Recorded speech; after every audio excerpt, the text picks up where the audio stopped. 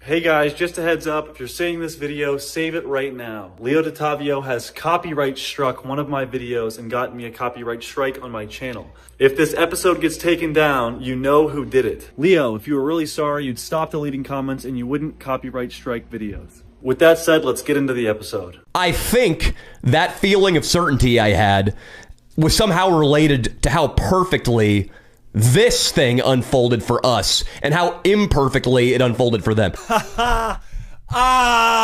Last we talked, I was reviewing the Leo and Danny Show, episode 83. Since then, Mayo Mullen and Brown Nose Leo have put out 5 different videos talking about me. A Patreon podcast, Leo on Johnny Mitchell's show, Leo Dottavio losing his mind, Leo and Danny Show, episode 84, aka Danny Backtracks, and the heartfelt Leo Responds. I will address each and every one of these videos, show you why you shouldn't be so quick to forgive these two, and at the 12-minute mark in this video, I release a very special announcement. This is the tale of a YouTuber with 25,000 subscribers standing up against one with 540,000 subscribers and winning. A true testament to the power of mayonnaise. If you have not already watched my video titled Danny Mullen Blacklisted Me, I suggest you do that now. Woo! Daniel. Little Daniel. He really thought he was going to end my YouTube career. He was overjoyed.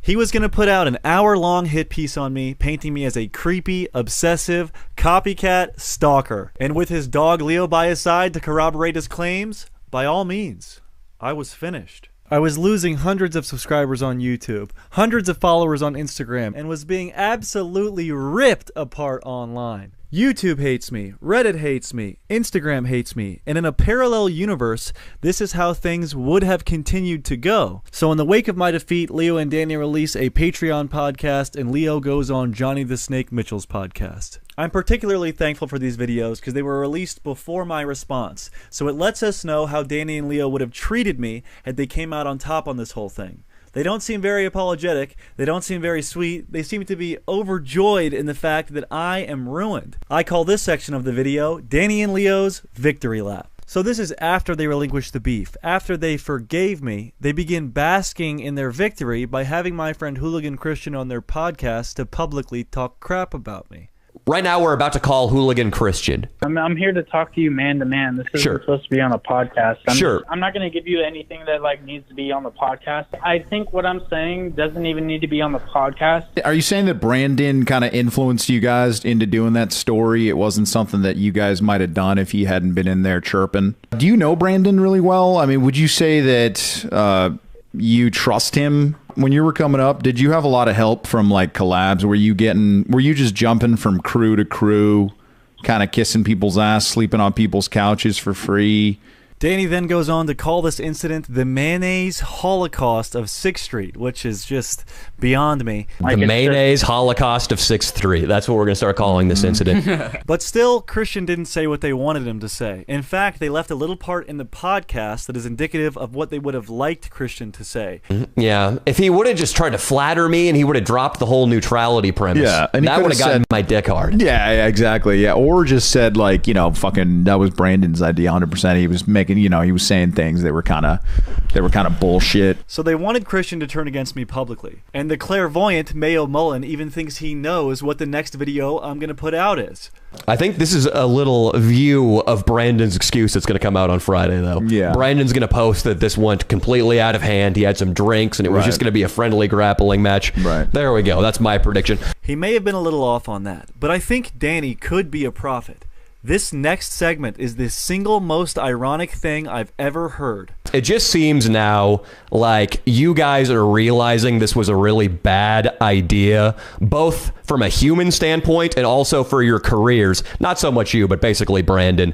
And it seems like now you guys are trying to slither underneath the responsibility of the whole thing and make it seem like it was a big misunderstanding. Man, this guy's good. A true prophet. slithering under the responsibility of the whole thing and blaming miscommunication. Does that ring a bell? It was a dumb idea. It was poorly executed. Now Brandon's getting hosed and everybody's putting their hands up and saying sorry. If things would have stayed this way, Danny would have no remorse for me whatsoever. He knows I'm getting sunfished, aka obliterated online, and he seems happy about it, but still somehow won't take responsibility for it. Brandon is going to get some sunfish. He's going to get a lot of sunfish action. Yeah. And there's nothing I can do about that. No, and you literally said you loved him, so... That concludes part 1 of their victory lap. The next part takes place on the podcast of the world-renowned comedian, Johnny the Snake Mitchell. He kicks Nico in the nuts. Wow. Like hard, dude. Like he was trying to injure Nico. Yeah. Then Nico pushes him again, and he falls to the ground somehow. And one of my favorite parts about this whole thing, all of a sudden now there's a taser in the mix. And they arrest him. I think there was a taser going. The guy just can't stop lying, but now he's going to tell the truth. He's going to say, if I was in jail, it would be classic. And Johnny Mitchell, the guy that I barely know, who turned on me as soon as Danny said to, brings up me getting raped in jail. I hope that he gets the help he needs, dude, because we don't have time for like beefs. Raped in jail. Well, if he goes to jail, that'd be classic, dude. You have to keep in mind, I have not yet made my response video, and they don't think I'm going to be able to make one. They think I'm ruined, they think I'm finished, and listen to how they talk about me. He's a crazy kid. I'm telling you, like, I'm glad we switched studios in hindsight, because I really got a bad feeling about that guy. Like, I don't know if he has murder in him, but he's got... You think he doesn't have murder? You've seen murderers. It was a weird podcast. You've seen murderers, so what do you think? With murderers. He's got it in him for sure, because he doesn't have much to live for. In this whole situation, Johnny Mitchell might be the person I'm disgusted with the most. He is such a classless, weak, disgusting little worm. He is the ultimate snake of LA. All he has is orders from Danny to be against me, and he goes with it. If this guy could get farther down the road by throwing you out the window, I promise you he would do it. Now he's going to bring up George Floyd and literally wish death upon me. Lord, bring me back G. Floyd and take B. Buckingham in his place. He's a... Leo, you're too nice to fucking losers nice, like this, dude. I'm nice, dude. I don't know what it is, dude. I am too nice. Hear that, guys? Leo's too nice. Now Johnny's going to call me a loser, and Leo's going to call me privileged. We got to build up guys like young Luis from the Watts Projects, not fucking losers like dude, this like fucking guy. Privileged fucking Brandon Buckingham. Did you hear what? So 34-year-old Leo, who grew up in LA with millionaire parents, is now calling me privileged. Even though he has $500,000 in the bank, lives with a 19-year-old to help pay his rent, manipulates an old lady into giving him $3,000 every month for no reason, makes well over $1,000 each month from riding Danny's coattails, and still begs for money from his fans on Patreon. I just don't understand how he thinks it's a good idea in his brain to say these things. Leo's a liar and a con artist, and one of his little lackeys, Cigar Guy, chimes in about how I'm finished on YouTube, something that Danny and Leo were rejoicing about the night that I mayonnaised Mayo Mullen. I think this is going to end his trajectory, because the majority of his fans are from the Danny Mullen regime. And on the Reddit, I was looking at it, they're fucking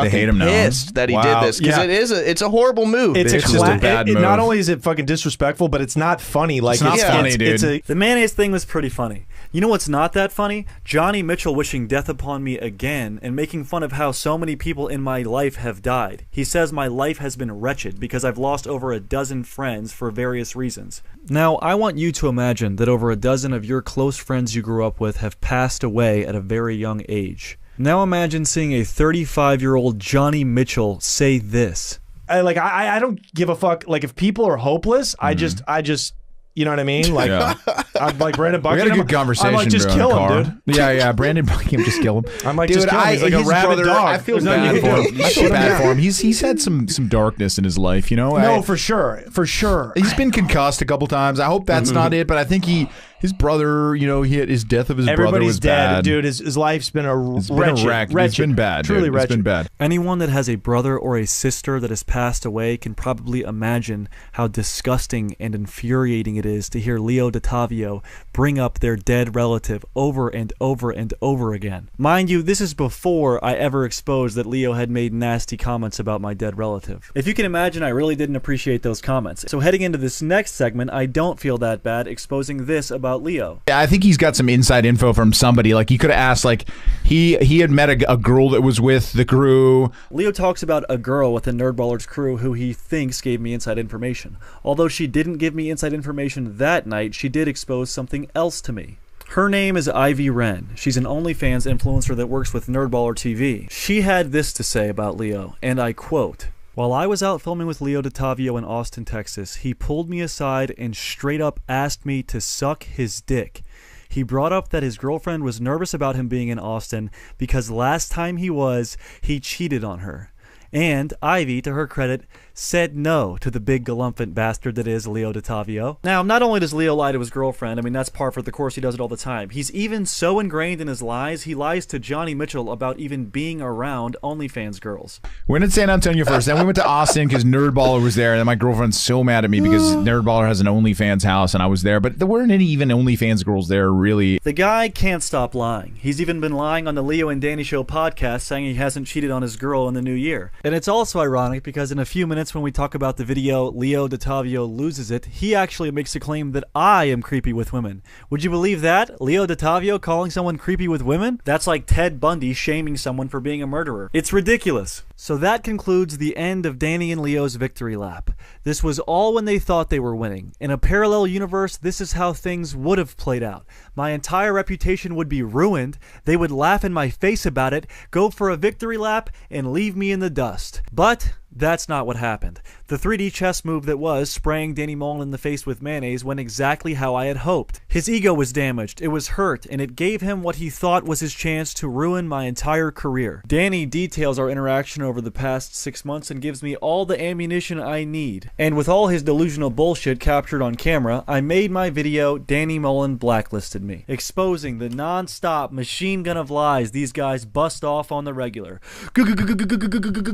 You wouldn't have believed me if I had told you how big of liars these guys are. I needed to have them on video exposing themselves. With the truth on my side, never in my life had I felt more confident about a video. So I uploaded it as I was boarding a flight to Los Angeles. Before I got on the flight, everyone hated me. When I landed, things had changed. The tide was beginning to turn, and people were realizing they had been lied to by the untouchable comedy gods Leo Dottavio and Danny Mullen. I knew as more people watched the video, they would realize what happened, so as soon as I landed, I started memeing on these fools as hard as I could, and I gotta tell you, it was an amazing time. Danny Mullen's gonna be having nightmares where he's shopping for his groceries and stumbles into the mayonnaise aisle, looks up, locks eyes with me, and jerks awake. Before we get to all the memes that were shared on Reddit and by yours truly, I have an announcement to make. My first official merch drop is live now at the BuckinghamShow.com. We have Mayo Mullen t-shirts and long sleeves. The Mayo Mullen t-shirt collection represents more than just mayonnaising some tiny bones freak. It represents standing up for yourself, telling the truth, and doing what you think is right.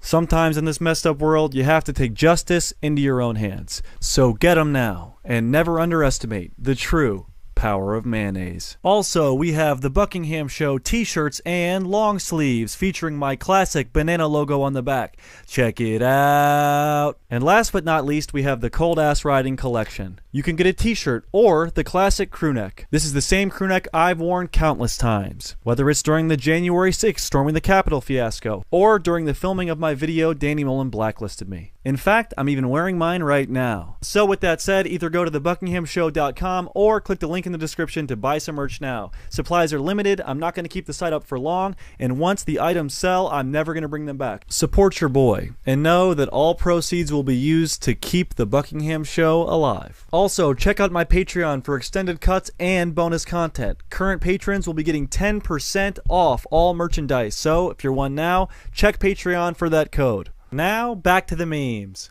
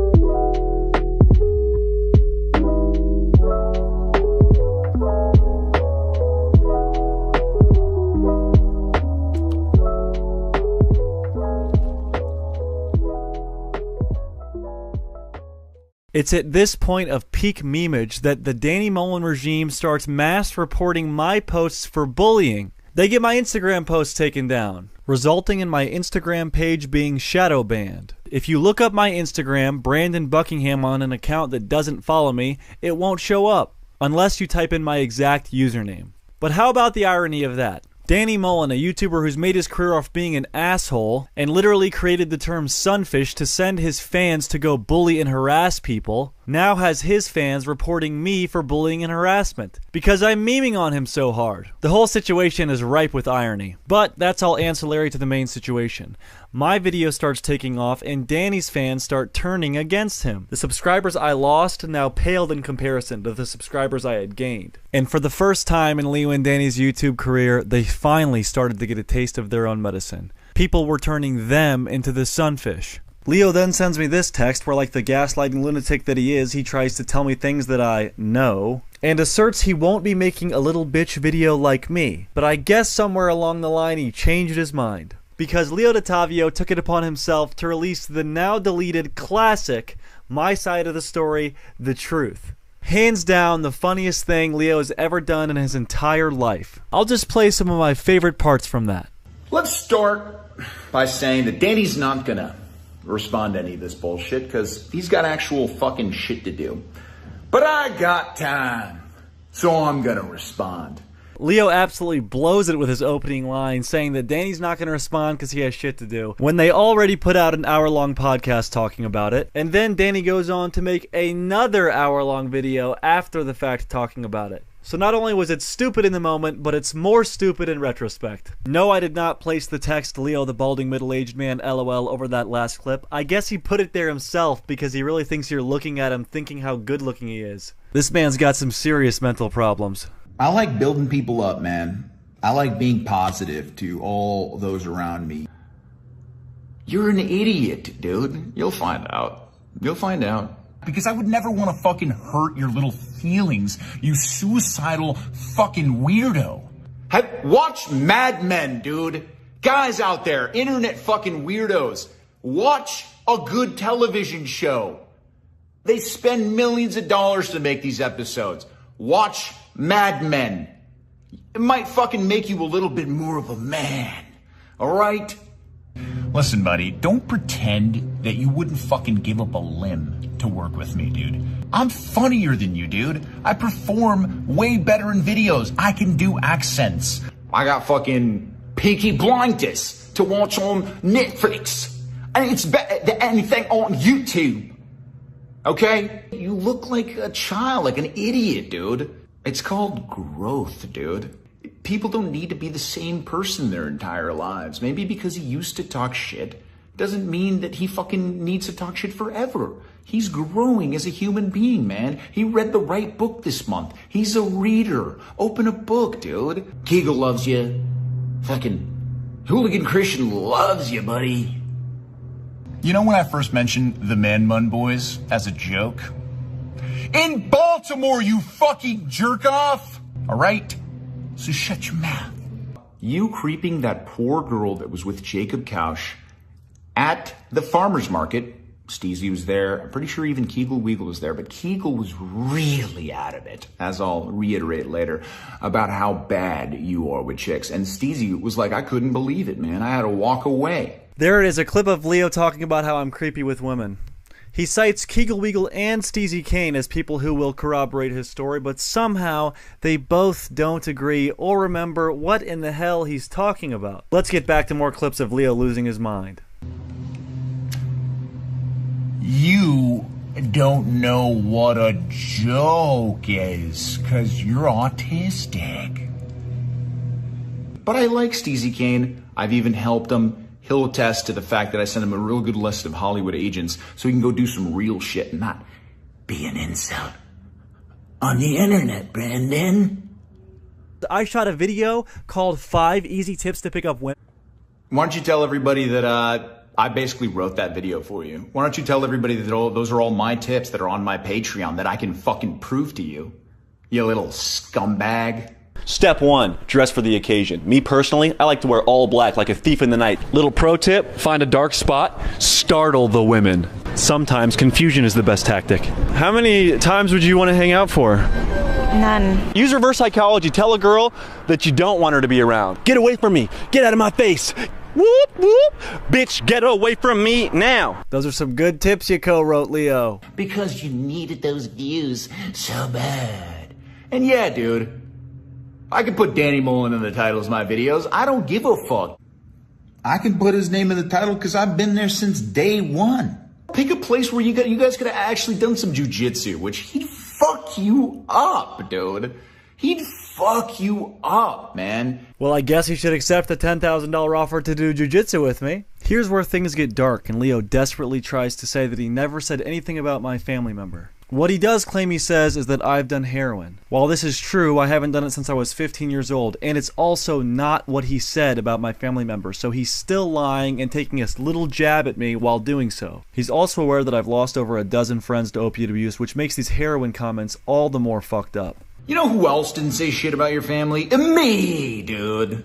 So you're an idiot, because Jacob and Chase will always attest to the fact that I never said anything about your dead brother. I said that you should go do heroin again. Yeah.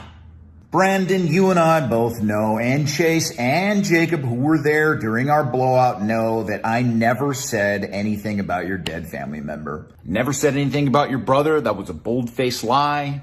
You've done heroin, dude. I just said go do heroin again. I said go do some fucking heroin, dude. That's all I said. Because you've done heroin.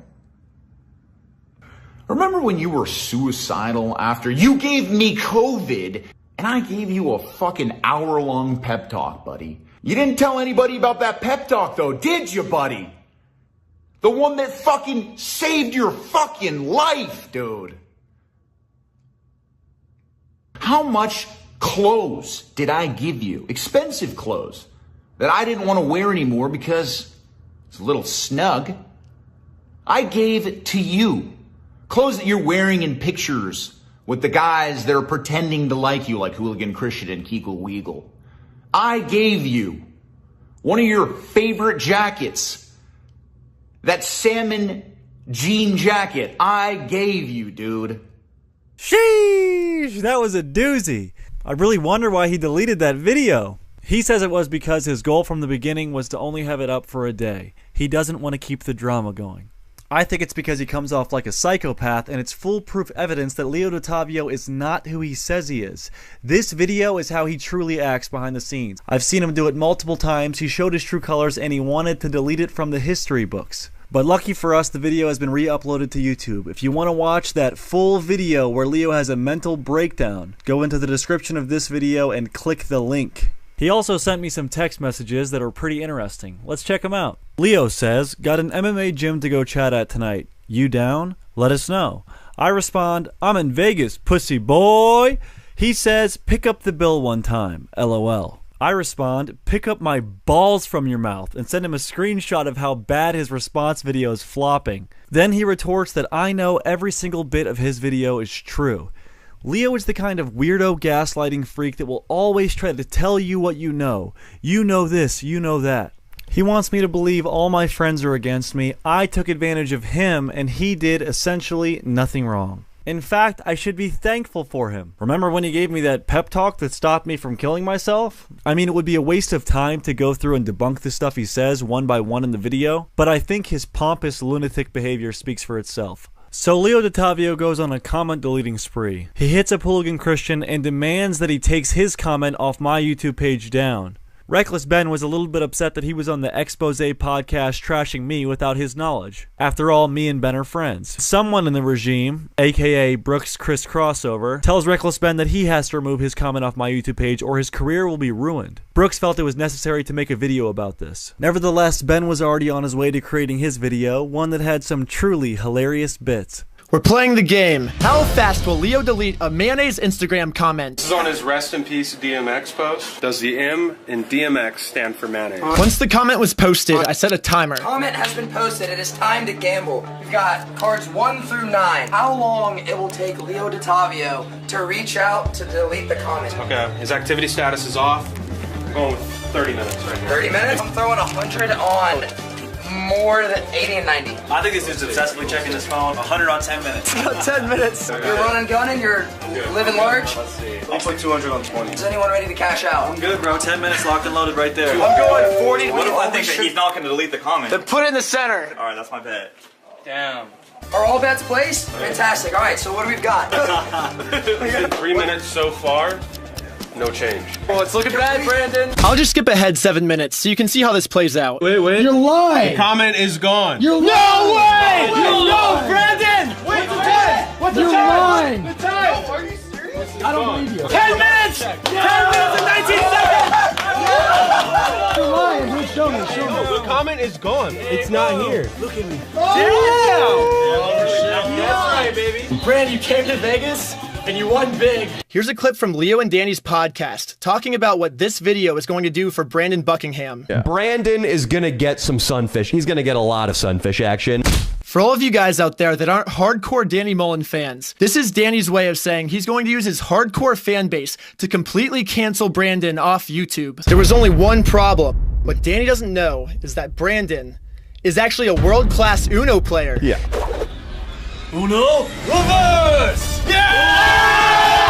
Brandon has now reversed Danny's entire fan base back on him with just one Uno card. Let's review some of the top comments of Danny's video. Leo is the type to steal your wallet and help you find Leo deleted his dumpster fire message. Leo's no Danny Mullen, oh my gosh, these are coming in so fast. The negative comments were flowing in at such a fast pace that Leo took down his rebuttal video. Leo and Danny cannot put the gun down. They just have to keep shooting themselves in the foot. What is wrong with these boys? So the tide has officially turned.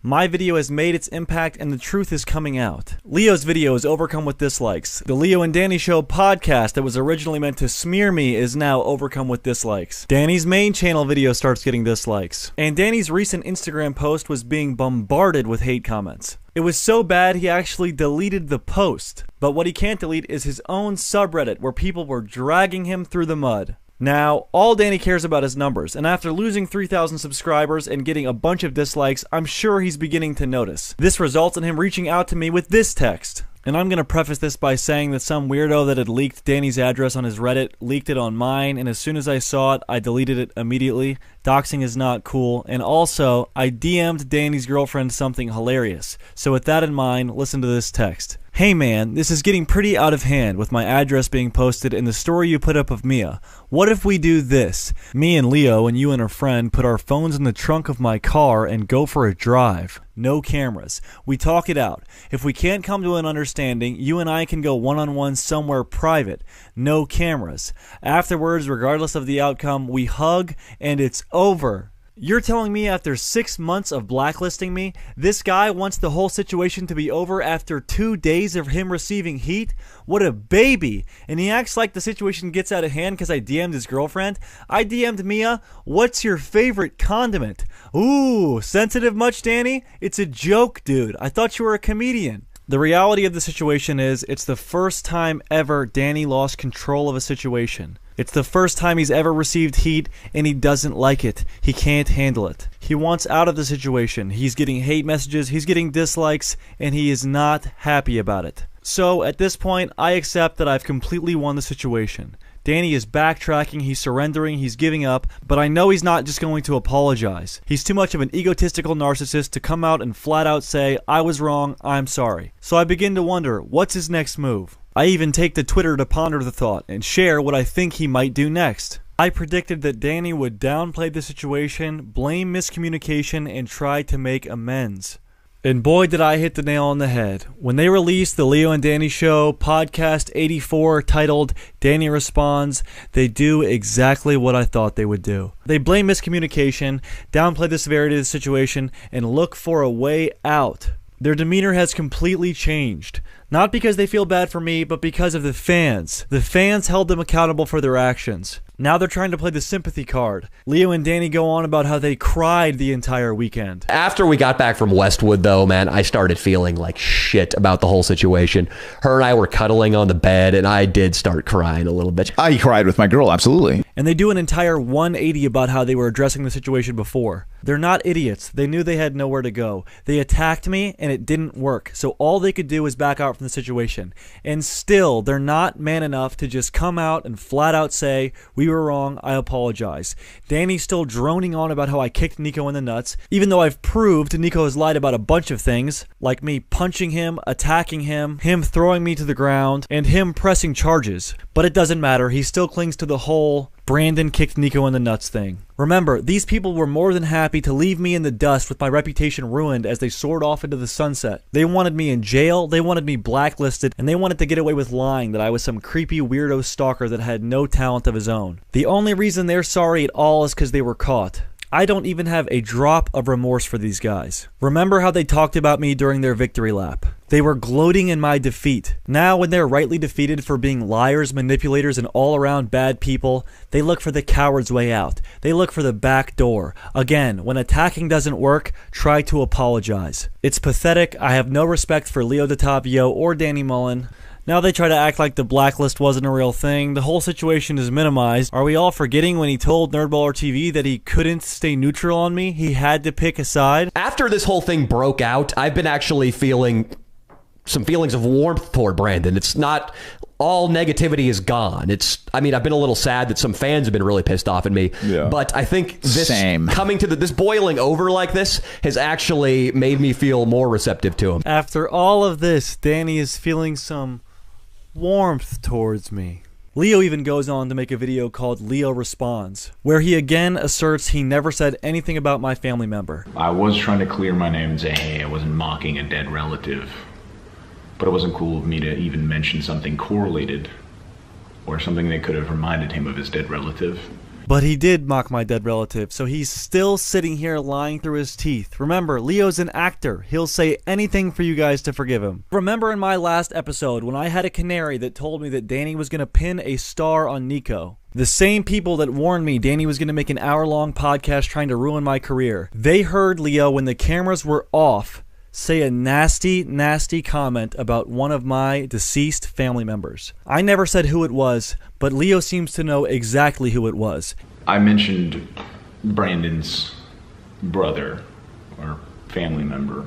And the people that told me he said this had no reason to lie to me whatsoever. They didn't even know that Leo had made a comment about this before. Leo Dottavio is the type of guy to apologize as he plunges a knife into your stomach and then lie about ever doing so. Listen to his bad acting as he stumbles through his apology, trying to figure out what he's sorry for. He ends up apologizing for telling you to watch Peaky Blinders and Mad Men. He's truly sorry for telling you to watch Peaky Blinders and Mad Men. How do you guys believe this dude? And I truly believe that it was wrong of me to say, go watch Peaky Blinders or Mad Men. Although great shows, but I get that you guys like seeing stuff, original stuff on YouTube. And if you guys would think I'm doing this for the money, if you knew how much money I made through the channel, you'd laugh at that. The guy makes over $2,000 a month, half of which is from your donations. Let's get back to the funny, huh? Have a good day, guys. Let's put this behind us, huh? You're not incels, all right? Sorry I said that. I shouldn't have called you guys incels. Don't fall for the fake wink. Don't fall for the fake apology. He already tried attacking and it didn't work, so he's just trying a different angle. The guy is full of shit.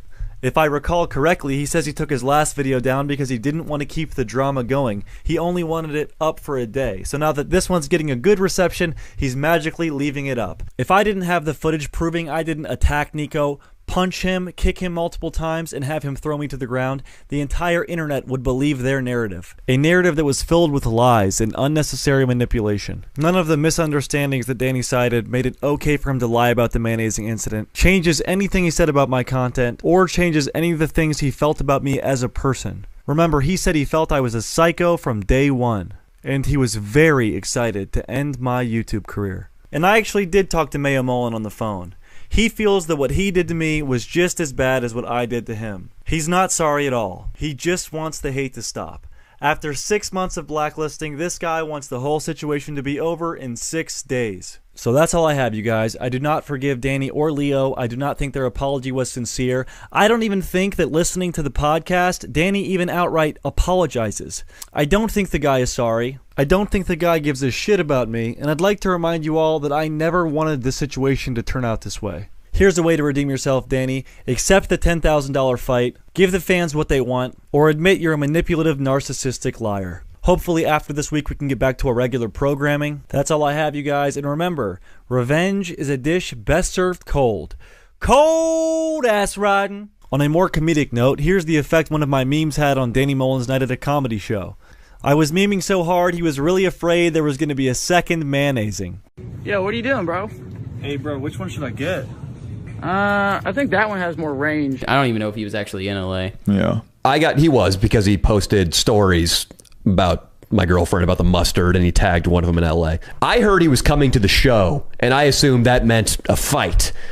It was going to be an improvised set for me. I had no material. Mm-hmm. And when you have no material and you're just riffing, being loose, being happy, is it a premium? Yeah. And I immediately went into adrenaline as there going to be a brawl mode. Mm-hmm. So that was a huge fucking buzzkill. Right. We got there and we could right away tell that not only were people worried that Brandon was going to show up and there was going to be a big fight, but people were starting to see the influx of negative comments, of dislikes on our podcast video. Mm-hmm. People could tell, hey, I don't know if you guys know this yet, but a lot of fans are really mad at you. Right. It was a dark atmosphere at that show. Super dark. It just seems now like you guys are realizing this was a really bad idea, both from a human standpoint and also for your careers. Not so much you, but basically Brandon.